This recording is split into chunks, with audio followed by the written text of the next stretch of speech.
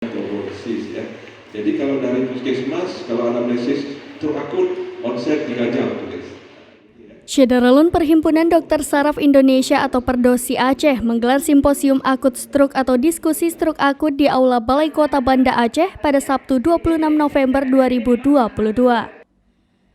Kegiatan tersebut bekerja sama dengan pemerintah Aceh, Pemko Banda Aceh, USK, ID dan RSUD ZA.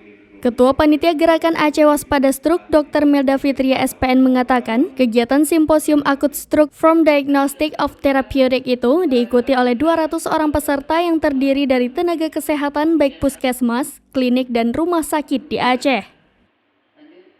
Dalam diskusi tersebut menghadirkan pemateri yang handal di bidangnya. Melda mengatakan, kegiatan itu dilakukan karena angka kematian akibat stroke di Aceh terbilang cukup tinggi. Terlebih untuk angka kematian dan kecatatan akibat stroke menempati posisi kedua di Indonesia. Ia mengatakan kegiatan itu diikuti oleh para dokter umum di seluruh puskesmas, kemudian dokter spesialis dan juga para medis. Dengan adanya kegiatan tersebut diharapkan masyarakat dapat teredukasi, khususnya tenaga kesehatan tentang penanganan penyakit stroke.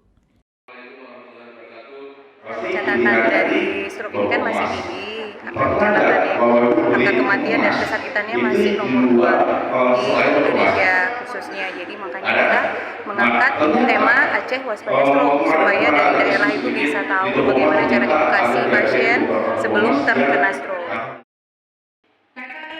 Dari Banda Aceh, Indra Wijaya, serambinews.com.